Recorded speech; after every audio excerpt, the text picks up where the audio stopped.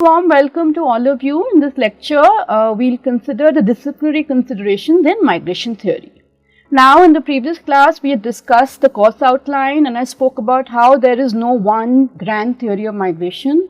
So, you have scholars like Stephen Castles who have argued that a general theory of migration is neither possible nor desirable. Castles says that we can make significant progress by re-embedding migration research in a more general understanding of contemporary society and linking it to broader theories of social change across a range of scientific disciplines.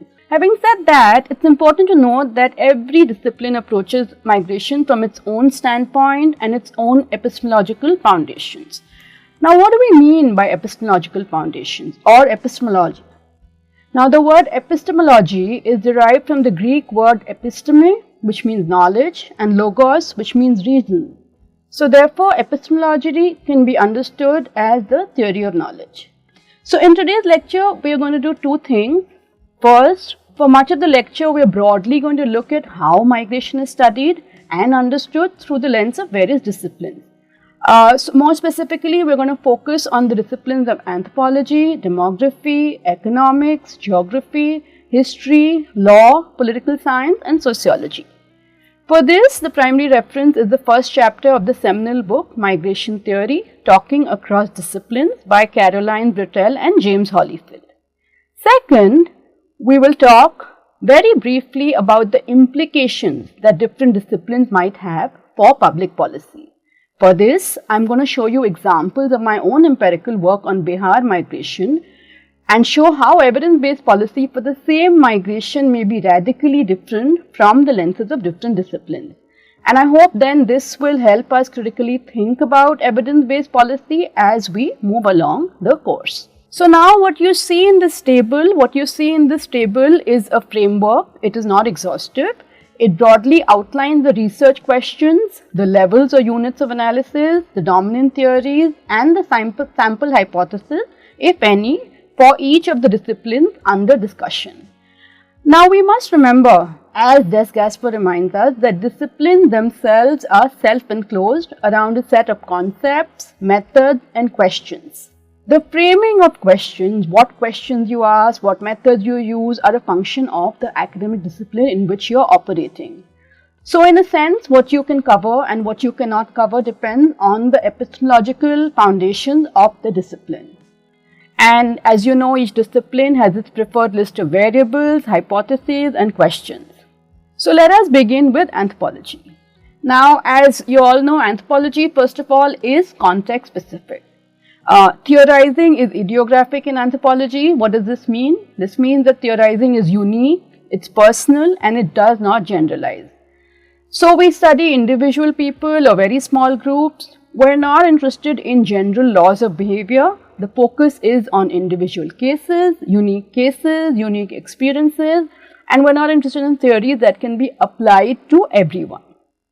So therefore, in migration, anthropologists are interested more than who, when, and why of migration. Anthropologists want to capture through their ethnography the experience of being a migrant, the meaning of being a migrant to themselves, social changes, cultural changes of migration when you leave from one context to the other. So now there are some assumptions in anthropology. So the fundamental assumptions in anthropology are, and questions in the discipline of anthropology therefore are framed based on the assumption that the first assumption is the outcomes for people who move are shaped by their social, cultural, and gendered location. So this is very important. Outcomes are shaped by social, cultural, and gendered location. And migrants themselves are agents in their behavior, always interpreting, constructing, reconstructing social realities within the constraints of structure. Key research questions in anthropology may be: how does migration affect cultural change and affect cultural identity? And to answer questions such as this, the level or unit of analysis in anthropology will then be micro, individuals, households, groups. And this is coming from the previous point about theorizing being idiographic, right? Now looking at the dominant theories in anthropology, the dominant theories are relational, structuralist, or transnational. Now what do we mean by relational? By relational, we mean when the focus is on how human beings relate to one another, how they interact with one another. On the other hand, when we talk of structure, we mean how structures and institutions in society affect human behavior. There'll be more on structure and agency as we move along in the course. And by transnational, we refer to the economic, political and cultural processes that extend beyond the boundaries of nation states. So therefore, one of the main samples, a sample hypothesis in anthropology can be to study whether social networks help maintain cultural differences. What about the discipline of demography? Demographers, as you know, are interested in the study of population change. Now, by definition, the discipline of demography is concerned with fertility, mortality and migration. And these are fundamentally the only three ways in which populations can change, through changes in birth rate, death rate and migration. And as you all know, one of the main reasons why migration becomes so important in demographic studies is because birth rates and death rates have more or less stabilized to a great extent across the world. So in many countries, the main cause of population change is migration, not birth and death rate as it used to be earlier. Now, within demography, formal demography tends to be mathematical and statistical. Other than formal demography, there is also social demography. Social demography is idiographic and it draws from other social science disciplines. Now, as we know, migration is messy business. So, social demography therefore is a useful subdiscipline within demography for studying migration. It can address questions at various levels on the effects of migration, the powerful effect of migration on societies and their populations. Now, in the discipline of demography, the key research questions might be, as you can see on the slide, to what extent do immigrant and native populations become more similar over time? Now, the unit of analysis would largely be households, as typically large-scale survey exercises are done in demographic research that collect household information. But demographic studies are also interested in individuals, immigrant groups, ethno-racial groups and national-born foreign populations. Now, within demography, the dominant theories of migration are cost-benefits. What are the costs and benefits of migration for individuals, for nation states, for economies, etc. You also have structural theories of immigration, assimilation and so on. And you also have theories of the effects of migration. What are the social, economic and cultural effects of migration? And here you can see very well then how demography is actually, social demography is anchored in various other disciplines in the social sciences. Now, let us come to the discipline of economics. What does economics do? First of all, economics builds predictive models to estimate migration and its impact. I mean, that's a large area of economic research in migration these days. Second, as you would know, that economics is rooted in a rationalist theory. What does it mean? It begins from the premise, it begins from the axiom that man is a rational animal that acts in his self-interest.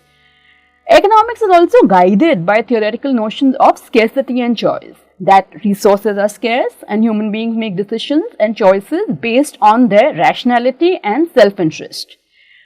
Now, like sociologists, economists are also very interested in the selectivity of migration. What do we mean by the selectivity of migration? That migration, remember, is never a random phenomena. Economists and sociologists are very interested in studying who migrates and why do they migrate. What are the determinants of migration? Economists are also interested in a macroeconomic perspective. For instance, what do migrants add to the economy? Or is it that they take from the economy? I mean, these are also very theoretical constructs that economists are interested in. Now, questions such as with immigration, do wages fall or increase for the local population? What is the contribution of migration to the national economy, to economic growth? And economists conduct cross-section studies, which is studies at a particular point in time, or longitudinal studies, which is studies over a period of time, covering the same individuals or households. Through either cross-section studies or longitudinal studies, economists then try and understand the impacts of migration. And econometric studies also focus on establishing causality. For instance, does poverty explain migration? Does inequality in source region cause migration? These are also some of the questions that economic studies consider. Other questions may include what is the impact of migration and remittances on children's education left behind in source region, and so on and so forth. So therefore, if you look at the slide, the common research questions of economic studies of migration are related to, firstly, the propensity of migration, who migrates, what explains migration, and so on.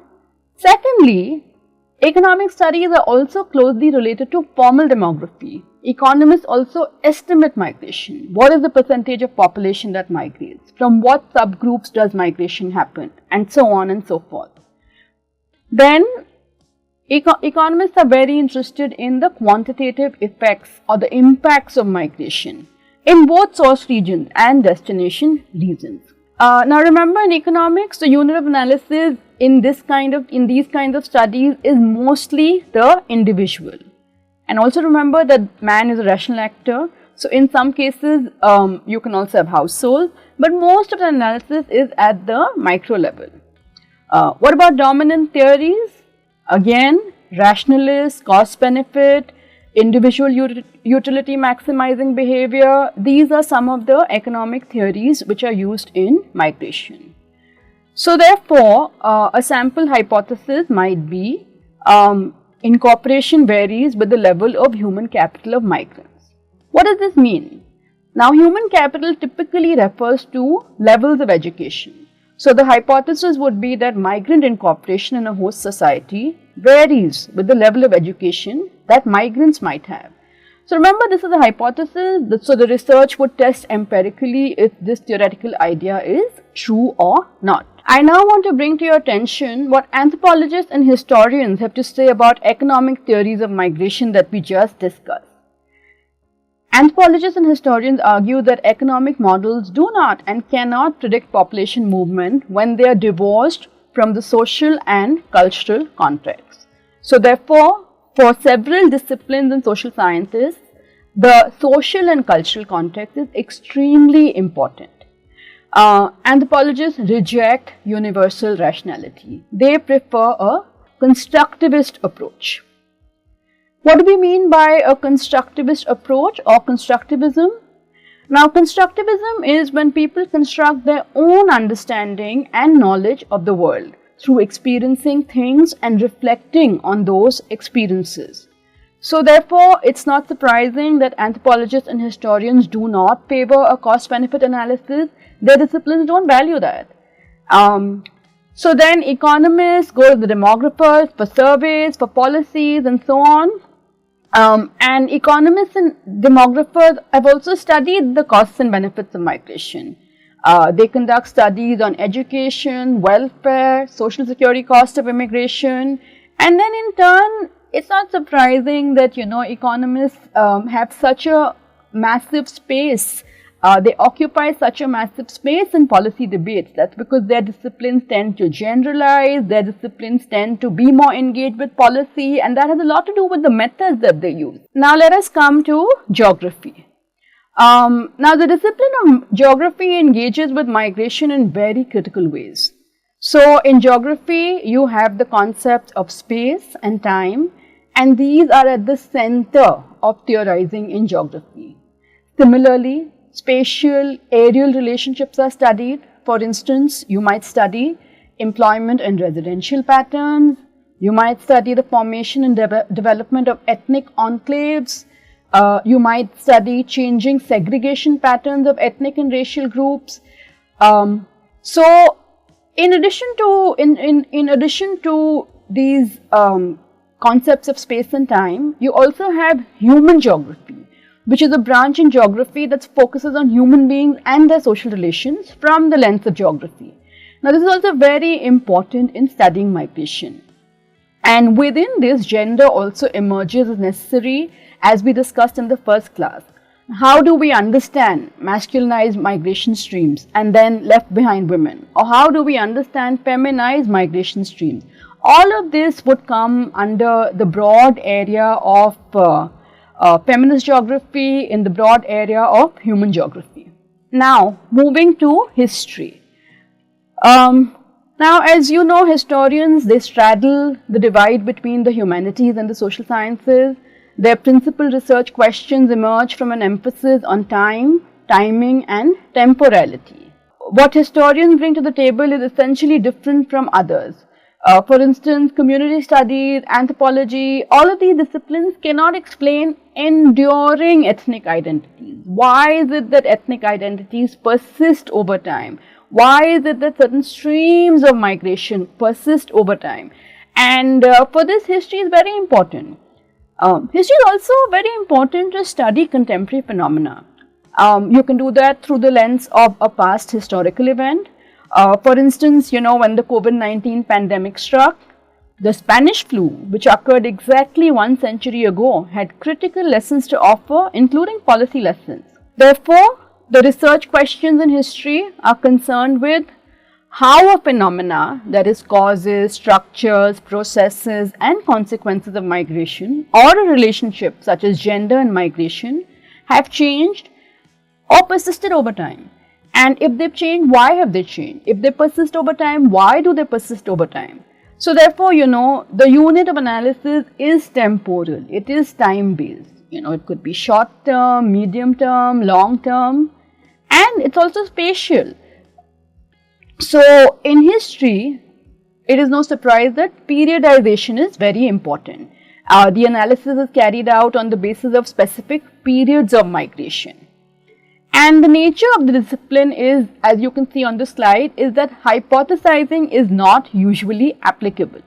We now come to law. Now, law is a very important discipline for migration, both theoretically and empirically. So the fundamental research question really is, how does law influence migration?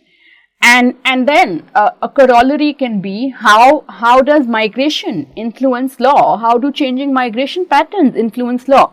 And all of this is very relevant in the context of US immigration, current US immigration. This is a raging question. There are debates going on, especially regarding the H-1B visa, as well as citizenship by birth. So the question, how law influences migration and how migration patterns in turn influence law. So here we must remember that laws are not static. Laws reflect the social norms and collective acceptance of customs in any society. So therefore, laws related to migration are also not static. They can change, as they have, to the changing needs and attitudes of countries towards immigration. Now, what is the level of analysis, or what is the unit of analysis in the discipline of law? As you can see on the slide, and as it makes sense, typically it can be macro, which is can the political, it can be at the level of the political system, the legal system, but it can also be micro, as to how do individuals navigate the law per se. And then this is where law intersects with other disciplines like anthropology and sociology and so on. Now, in terms of dominant theories, law borrows from all social sciences, focusing on macro level institutionalist theories as well as micro level rationalist theories. Now, lastly, human rights are a fundamental part of the discipline of law. So one hypothesis could be rights create incentive structures for migration and incorporation. That is, we can study rights at a destination state if they have anything to do with the pattern of migration, and also whether they have a role to play in incorporation. Migrant incorporation could be the inclusion, the integration, assimilation of migrants in the destination country or society. Let us discuss political science now. So, the discipline of political science also concerns the politics of migration. It focuses on topics such as, first, what is the role of the nation state in controlling migration flows and in managing borders? Second, it could also be concerned with the impact of migration on sovereignty, citizenship, and the relationship between migration, foreign policy and national policy. On the question of migrant incorporation, political science is very interested in understanding migrant incorporation as a behavioral question, as a normative question, and as a legal question. Now, political science is concerned with topics such as how does public policy affect migration, mobility, incorporation, identity, citizenship, as nation states are shaped by policy. And also related to migration policy, whether it's international migration or internal migration, a very fundamental, basic, normative and moral question that you all should think about and then try and answer again at the end of the course is, can you control migration, and should you control migration? Therefore, a very important research question in political science is, why do states have difficulty in controlling migration? The level unit of analysis is more macro, political and international systems than micro units such as the individual and the household in political science. Now, the dominant theories in political science are institutionalists, that is, they are concerned with macro institutions such as the government and the state, and rationalists. Why rationalists? Because you see, taking from economics, that migration is a rational decision. So, the sample hypothesis in political science can be related to questions on the relationship between state and migration. The other thing I want to emphasize is that so far we've had the discussion in the context of international migration. But these questions are very valid in the context of internal migration or migration within a country. For instance, in India, in destination states such as Maharashtra, such as Delhi, Tamil Nadu, Karnataka, which are typically more prosperous states, you have nativist tendencies that flare up and create hostility towards migrants from source states such as Bihar, UP, West Bengal, etc., which generally tend to be poorer states. Now, in the Indian context, it's also very important to remember that the Indian Constitution's Articles 14 and 15 prohibit discrimination on the grounds of place of birth, respectively. Additionally, you have Article 19, 1G, which provides all citizens with the right to practice any profession and to carry on any occupation, trade or business.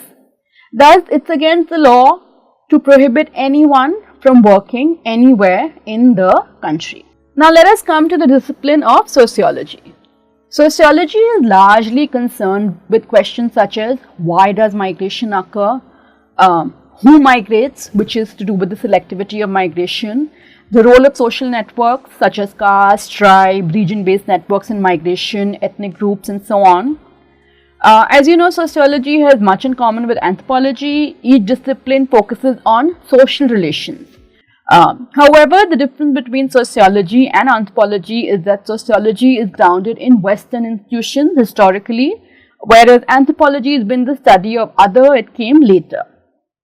Now, therefore, given its historical context, the sociology of migration in the early years was concerned with destination regions and assimilation. And now, over time, the sociology of migration has moved away from one single outcome of assimilation to a broad range of outcomes such as human capital, social capital, labor market, and institutional structures. It's also important to note that methodologically, sociology can be both quantitative and qualitative. The quantitative studies often use similar data sets and intersect with economic studies of migration, demographic studies of migration, which are also mostly quantitative. So now this brings me to the second part of today's lecture. And in this part, I want to talk a little bit about the relationship between disciplinarity and policy. So we began this lecture with the fact that research questions are rooted in disciplines that in turn have their own epistemological underpinnings. Now, like I was saying, different disciplines have their own epistemological foundations, and disciplines, in fact, as Des Gasper tells us, are based on ignoring many things, self-enclosed around a set of ideas, concepts, methods and questions. What does this really mean? Now, this means, like, for instance, an economic framework asks certain kinds of questions about migration, while perspectives in sociology and human geography address other kinds of questions about the same migration. So therefore, we really need an interdisciplinary approach. It's imperative to make better sense of the phenomenon of migration. Now, when we look at migration from different disciplines, it could be law and sociology, it could be economics and political science, we also find that at times there is a convergence in results, right? There's a convergence in results between different methods rooted in different disciplines. But at other times we also find that there's a divergence in results, right? Now, how do we make sense of these diverse findings that emerge? Now, for this, talking across disciplines, as Brettel and Holyfield tell us, becomes very important, because different disciplines offer fundamentally different perspectives of the same migration. Now, this has implications for both knowledge and policy. Let me give you an example from my own empirical work on Bihar migration, which is in the broad umbrella of development studies. Now, through rural household surveys of migration and remittances in representative districts of Bihar, using a quantitative economic framework, I found that migration leads to significant gains in income. So, in rural Bihar, households with migrants had much higher incomes on average than households without migrants. Now, from a policy perspective, if increasing income and welfare of its population is the goal of the state, which it most often is, it would imply that the state should actively promote migration from rural households. However, for the same households, through a sociological lens and prioritizing migrant narratives and perspectives, I found that most migrants would choose not to migrate if decent work and employment opportunities, even at lower wages, were locally available. In this case, policy prescriptions to improve welfare would be radically different. For instance, in such a case, policy would prioritize a thrust towards local employment creation and rural development. So therefore, empirical evidence from different disciplines on the same migration can lead to very different, even opposing policy prescriptions. In the course of this course, this aspect on policy, evidence-based policy will be further emphasized. So broadly, to sum up, in this lecture, we did two broad things. The first thing that we did was examine how migration was studied, examine how migration is studied from the lens of several disciplines: anthropology, demography, economics, geography, history, law, political science, and sociology. And then very briefly, we discussed the implications of disciplinarity on evidence-based policy, how research results from different disciplines on the same topic, on the same issue, on the same population, the same research site can lead to some very, very different policy prescriptions. So I will end there. Thank you very much. And the last slide here is the list of references that you can see. We've used broadly two references. One is Brettel and Holyfield, Talking Across Disciplines, and the second one is a book on migration and development in India, The Bihar Experience. I'll stop there. Thank you very much.